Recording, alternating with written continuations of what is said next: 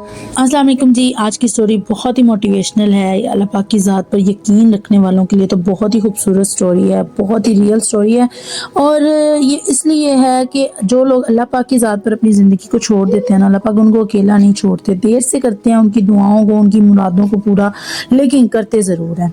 खैर, ये स्टोरी एक लड़की की है जो कि 5 बहनों में सबसे बड़ी बहन थी। आयशा नाम था इसका। और इनका बाप जो है बेटियों को बिल्कुल भी पसंद नहीं करता था। जितना वो नापसंद करता था, अल्लाह पाक की ज़ात ने उतनी ही उसको 5 बेटियों से नवाजा। आते जाते वो बेटियों को बद्दुआएं देता, आंखें निकालता, और उसको अच्छा नहीं लगता था कि मेरी बेटियां मेरे सामने भी आए। बेटियां पैदा होने की वजह से वो बीवी के साथ भी बहुत बुरा सलूक करता था। आयशा और उसकी सब बहनें देखती थी अपनी माँ के साथ बुरा सलूक होते हुए सब कुछ, लेकिन वो कुछ कर नहीं सकती थी क्योंकि वो बेटियां थी। बड़ी ही कहने पर, बड़ा ही रिश्तेदारों के डर की वजह से उसने अपनी बेटियों को मैट्रिक तक पढ़ाया था। आगे से उसने कहा कि मैं ना तो पढ़ा सकता हूँ, और पढ़ा सकता भी होता तो मैं ना पढ़ाता। खैर, ऐसे ही आयशा की जो फुप्पो थी वो शहर में उनकी शादी हुई थी, और आयशा जो थी और उनकी फैमिली गांव में रहती थी। आयशा की फुप्पो के जो साथ वाला घर था, नेबर्स थे, उन्होंने कहा हुआ था उनसे कि मेरे बेटे के लिए एक अच्छा सा रिश्ता तलाश करिएगा। बेटी लड़की अच्छी हो, पढ़ी लिखी बेशक ना हो, लेकिन घर गृहस्थी संभालने वाली हो, नेक हो। आयशा की पप्पो का ध्यान सीधा अपनी भतीजी आयशा की तरफ गया। वो गांव आई।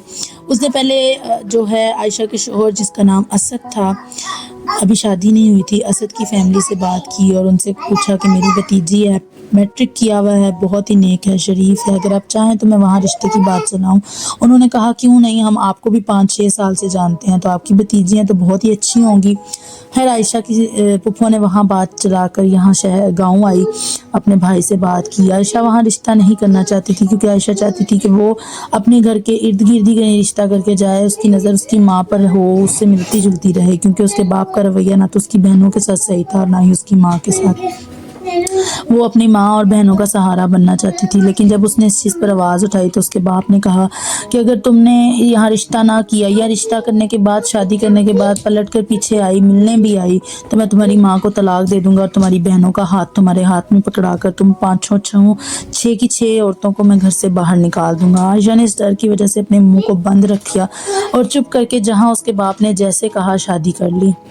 खैर, ऐसे ही करते कराते शादी हो गई आयशा की। आयशा अपने ससुराल आ गई। आयशा को बहुत ही मोहब्बत मिली उसके ससुर से, उसकी सास से, उसके शोहर से। घर में सिर्फ 3 ही लोग थे, एक उसकी सास, एक उसका ससुर, एक उसका शोहर। एक उसकी नंद थी जो कि शादी करके सऊदीया जा चुकी थी, सऊदीया शिफ्ट हुई थी।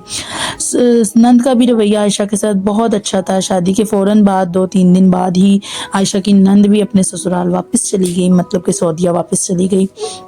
वहाँ से फ़ोन आता, डेली बात होती, बहुत ही अच्छा रवैया था उनका भी उसके साथ। खैर, ऐसे ही करते कराते प्यार मोहब्बत में 3 साल गुजर गए आयशा की शादी को। और अब आयशा के ससुर का और आयशा के शोहर का रवैया उसके साथ बहुत ज़्यादा बदल गया। सिर्फ आयशा को अपनी सास का सहारा था और किसी का भी नहीं था। आयशा का ससुर भी उसे आते जाते मनहूस, नहसी और इस तरह के अल्फाज कहते कि तुम हमारे घर को एक वारिस भी नहीं दे सकती।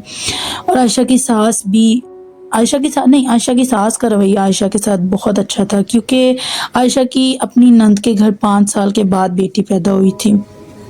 तो इस वजह से आयशा की सास को लगता था कि एक ना एक दिन अल्लाह पाक उसकी ज़रूर सुनेगा। लेकिन आयशा के ससुर और आयशा के शोहर को ऐसा लगता था कि ये कभी भी माँ नहीं बन सकती। खैर, आयशा को रोती, हर रात इबादत करती, अल्लाह पाक से दुआ करती, सारा दिन काम करती, घर के सबके, अपने ससुर के, शोहर के, थक हार कर रात को इबादतों में गुजार देती कि या अल्लाह मेरी दुआओं को कबूल व मंजूर फरमा और मुझे एक नेक औलाद से नवाज। खैर, ऐसे ही करते कराते आयशा की शादी को 3.5 साल गुजर गए और एक दिन दरवाजे पर दस्तक हुई। आयशा ने दरवाज़ा खोला तो क्या देखती है कि उसका शोहर एक औरत के साथ आया है घर में, और उसने भी गले में हार पहने हुए हैं फूलों के, और उसके शोहर ने भी गले में फूलों के हार पहने हुए हैं। आयशा से तो इतनी हिम्मत ना हुई, क्योंकि आयशा के साथ रवैया बहुत ज़्यादा 1 साल से उसके शोहर का ख़राब हो चुका था, इसलिए उसकी हिम्मत नहीं हुई कि वो अपने शोहर से पूछे कि ये कौन है। लेकिन आयशा की सास ने अपने बेटे से पूछा कि ये कौन है, किसको साथ लेकर आए हो? तो उसने कहा कि अम्मी जी, मैं तो शादी कर आया हूँ, अगर आप लोगों को बता के करता तो आप लोग कभी भी ना करने देते और इस मनहूस का रोना भी शुरू हो जाता। इसने तो मुझे औलाद देनी नहीं थी, तो मैंने सोचा क्यों ना سنا سے شادی کر لی جائے۔ عائشہ کی اسد کی دوسری بیوی کا نام سنا تھا۔ تو اسد نے کہا کہ میں تو پہلے بھی کالج لائف میں بھی سنا کو بہت پسند کرتا تھا، صرف آپ لوگوں کی پسند کی خاطر میں چپ کر گیا کہ نہیں، جہاں آپ لوگ کریں گے میں وہاں پہ خوشی خوشی گھر بسا لوں گا۔ پھر بھی آپ لوگوں کی پسند کو میں نے خوش رکھا، آباد رکھا، اس کو بہت پیار دیا، لیکن اب مجھے بھی تو اولاد کی ضرورت تھی۔ ایک میں اپنے باپ کا وارث ہوں، اتنی جائیدادوں کا وارث ہوں۔ زمینیں تھی عائشہ کے شوہر کی، اس کے سسر کی پیچھے گاؤں میں۔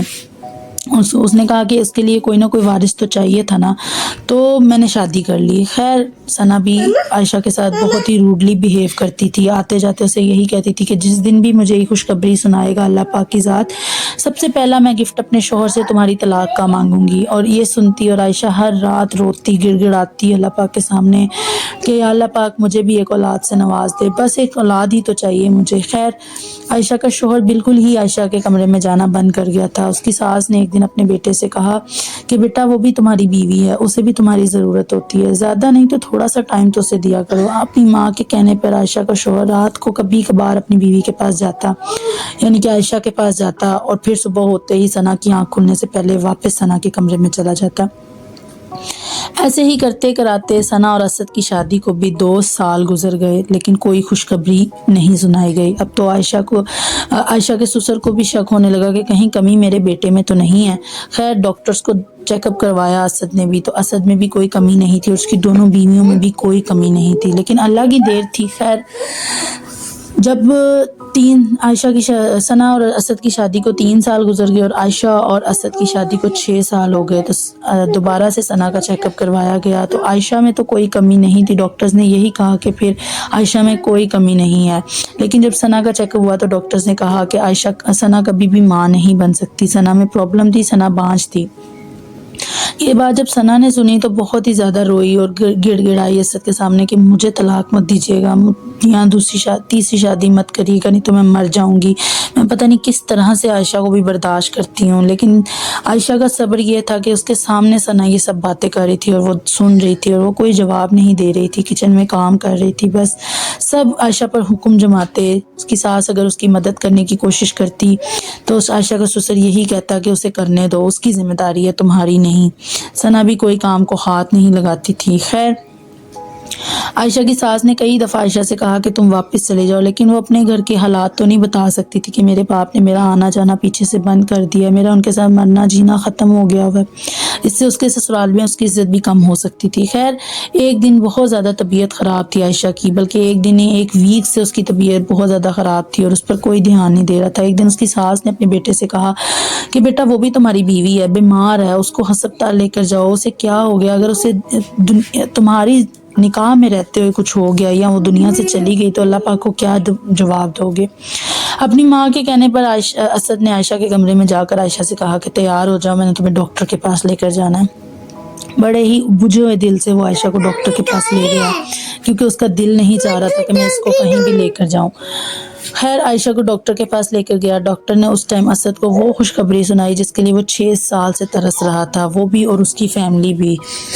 ڈاکٹرز نے اسد کو کہا کہ آپ کی بیوی 2 مہینے سے حاملہ ہے اور آپ اس کا خیال نہیں رکھ رہے، بیبی بہت زیادہ کمزور ہے اور 1 نہیں 2 ہیں، یعنی کہ آپ کے ٹوینز بچے ہیں۔ اللہ پاک کی کرنی دیکھیں کہ اللہ پاک نے اگر سنی ہی تھی عائشہ کی تو اللہ پاک نے اس کو 2 بچوں سے نواز دیا۔ خیر عائشہ بہت زیادہ خوش تھی، اسے لگ رہا تھا کہ وہ دوبارہ سے دنیا میں آ گئی ہے، اس کی وہ خوشی بالکل نہیں سنبھالی جا رہی تھی اس سے۔ اور جب گھر آ کر اس نے اسد نے اپنی ماں کو اور اپنے ابو کو اور سنا کو یہ خوشخبری سنائی تو سنا عائشہ کے پیروں میں بیٹھ گئی اور کہنے لگی کہ مجھے اپنے میرے شوہر سے دور مت کرنا، میں تمہیں کہا کرتی تھی کہ جب بھی مجھے اللہ پاک کی خوشخبری سنائے گا تو میں تمہیں طلاق دلوا دوں گی، لیکن تم ایسا مت کرنا، میں مر جاؤں گی، میرے پیچھے کوئی نہیں ہے۔ عائشہ نے اپنی جو ہے سوتن کو اٹھایا اور کہا کہ میں تمہارے ساتھ ہوں، میں ایسی نہیں ہوں، مجھے اللہ پاک نے بہت اچھا دل دیا ہوا ہے۔